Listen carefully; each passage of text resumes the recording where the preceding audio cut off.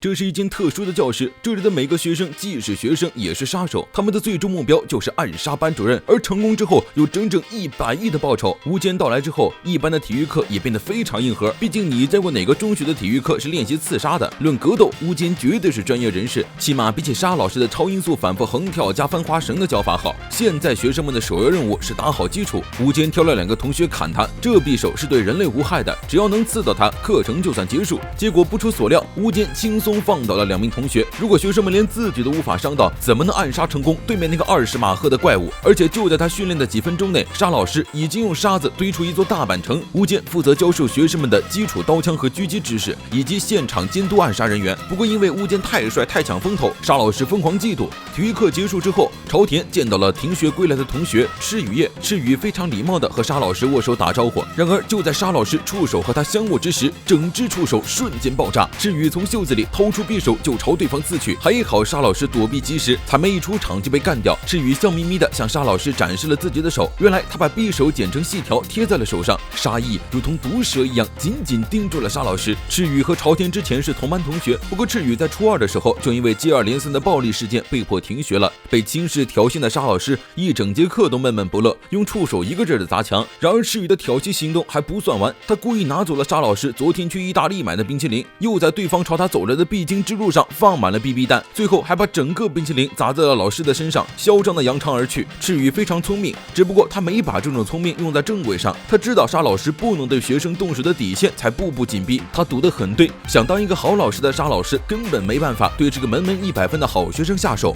放学之后，赤羽找到朝田，打听出了沙老师喜欢章鱼的事。对于他来说，如果对方只是个普通的怪物，那没什么兴趣，但对方居然是个兢兢业业的好老师，一想到能杀掉老师，他整个人都兴奋起来。第2天把工资花光的沙老师一进门就发现班里气氛沉重，一扭头，一整只章鱼被钉在了讲台上。没错，又是赤羽干的。赤羽让沙老师把章鱼递给他，自己则在暗中准备了匕首。这一次杀不掉不要紧，杀人诛心，他要慢慢折磨沙老师的内心。吃过1次灰的沙老师怎么会再轻易上当？他的触手变成了锋利的电钻，带着自卫队的火箭瞬移到了赤羽身边。他是绝对不会让暗杀者平安回去的。1秒之后，一个热气腾腾的章鱼小丸子被塞进了赤羽嘴里。沙老师用马赫的速度把章鱼做成了丸子，顺便笑容可掬的威胁赤羽，他是最擅长打磨兵刃的。今天一整天，赤羽随便杀他，到放学为止，他会让赤羽从内而外闪闪发光。数学课，赤羽准备拔枪暗杀，沙老师嫌他速度太慢，收枪的空档给他做了个美甲。烹饪课，赤羽向老师泼热汤，沙老师1秒钟用滴管把汤吸干净，顺便让他戴上围裙。国语课，赤羽的匕首还没掏出来，沙老师的触手已经将他团团围住，边讲课边给他做了个发型。学生们这才明白，要是沙老师正经的提防他们，那么这场暗杀就是个无法通关的游戏。被一顿回敬的赤羽气得坐在悬崖边啃指甲，他不愿意和别人合作，又对老师这个职业深恶痛绝，最后不得已拿出了最极端的杀手锏。在确定了沙老师会豁出性命保护学生之后，赤羽直接端着枪从悬崖跳下。沙老师要是来救他，就会在面对他的时候被枪打中；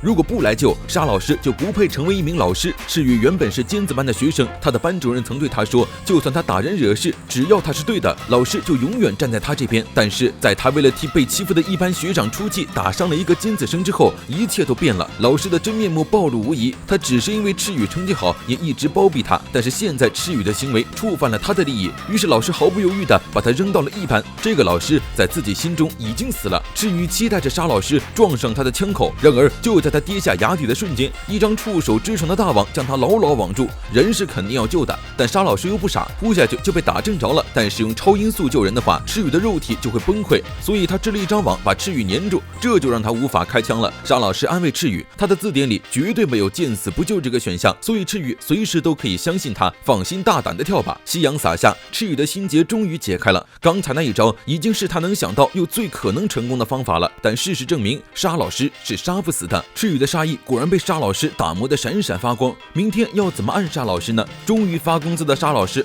来到便利店买东西，正好遇上一群小混混挑衅美女。沙老师仗义出手，却发现巨乳美女居然就是一般的外教老师比奇。或许因为英雄救美，比奇非常喜欢沙老师。面对超级美女的投怀送抱，沙老师的滑稽脸瞬间变成了粉红色。看着沙老师被美女迷得神魂颠倒，同学们非常不爽，他们也不是傻子，哪有女人会喜欢沙老师的大黄脑袋的？而且在这个特殊时期来这里的老师怎么可能是等闲之辈？果然，比奇的真实身份是无间找来的职业杀手，不仅貌美，而且熟练掌握10国语言，无论是什么目标都能近距离接触并将其杀害。校方不能直接雇佣杀手，所以对外还是希望比奇能扮演教师的角色教书。比奇满不在乎，随便上2节课他的任务就能完成，他可是专业的。沙老师正在和学生们进行友好的足球暗杀课，比奇用美色将他忽悠去越南买咖啡之后，真面目对学生就暴露无遗，对着纯情少年朝天一套深吻埋胸，套出了沙老师的不少情报。如果不能一次性解决所有出手，那么就会被他趁机逃。而且沙老师的嗅觉非常灵敏，虽然比奇是个专业杀手，但是班上大部分同学都觉得他非常讨厌，不仅态度不好，甚至连上课都是自习。因为比奇与碧池英近，同学们都叫他碧池老师。带茶回来的沙老师很快被比奇约到了仓库，在操场练枪的同学们看着沙老师被坏女人忽悠，一个个都心生不满，他无间抱怨自己不喜欢他。但是政府已经让专业人士来了，潜入暗杀最重要的就是能灵活应对目标，在被对方察觉之前一口气干掉对方才是上策。比奇一进仓库就开始脱衣，说自己对沙老师一见钟情，仓库已经被他改造过了，跟着他来的3个杀手埋伏在暗处，只要能让沙老师被自己吸引而忽略到其他，计划就能顺利完成。比奇以把自己脱光为理由躲进角落，下一秒恐怖的火力朝沙老师激射而来， M16、M134、M249 3种交替发射速度威力不同的实弹，世界上没人能从这种枪林弹雨中活下来。但是他忘记了沙老师不是人。弹药发射完毕之后，比奇自信满满的走出去一看，好家伙，沙老师毫发无伤。很遗憾，铅弹对他无效，甚至还会被他溶解掉，杀手也被他放倒了。沙老师让比奇仔细看自己的脸，脸上出现了4只眼睛，下面的2个其实是鼻孔。之前说过他的嗅觉非常敏锐，他早就闻到了仓库里的金属味和男人味，只要他假装中计就能引出暗杀者。也就是说，比奇太过重视暗杀技巧，反被误导了。沙老师挥舞着触手靠近比奇，他对暗杀者的报复就是打磨调教他们。仓库外的学生们就听见了里面传来了过不了审的呻吟，跑过去一看，好家伙，性感美女一脸销魂的被搞成了健康复古风。沙老师干了什么？他在1分钟之内给比奇做了肩颈瘦脸按摩1条龙，谢谢，请给我也来一套。神清气爽的沙老师带着学生走了，剩下跪倒在原地的比奇发誓一定要一雪前耻。比奇的课依然是自习，自己则在台上琢磨用什么办法搞死对方，这让学生们更加不满。他要是不愿意上课，能不能跟沙老师换一下？他们今年还要中考呢。比奇不相信那种怪物能当好老师，还讽刺了他们这群差生再怎么学习都没用，结果被愤怒的众人轰出了教室。比奇也很生气，他又没当过老师，让他上课他也不会呀。吴坚带比奇去了沙老师休息的林子里，沙老师每周3都会在这里给学生出考题，他综合了所有人擅长和不擅长的学科，给每个学生出的考题都完全不一样。他是个拥有高智商、高速度又毁灭地球的生物，但同时他是个完美的老师。再看看学生们，课外活动的时候也不忘训练暗杀技巧，目标和老师、暗杀者和学生，这里的所有人都能兼顾双重身份。如果比奇不能兼顾暗杀者和老师，那么他再怎么专业都没用。受到教训的比奇真的开始了专心上课。人们说学习一门外语最好的方式就是找个外国恋人，为了爱会拼命理解对方的语言。因为工作需要，比奇经常用这种方式去学习外语，所以他教授给学生的是实用性很强的社交对话技巧，还诚恳地和学生道了歉。老师和学生之间的关系变得好了起来，虽然称呼还是没变，而这一切都在沙老师的算计之中。他早就想找个走遍世界的职业杀手教学生们英语对话了。一般的班级氛围正在朝着奇怪的方向一路狂奔。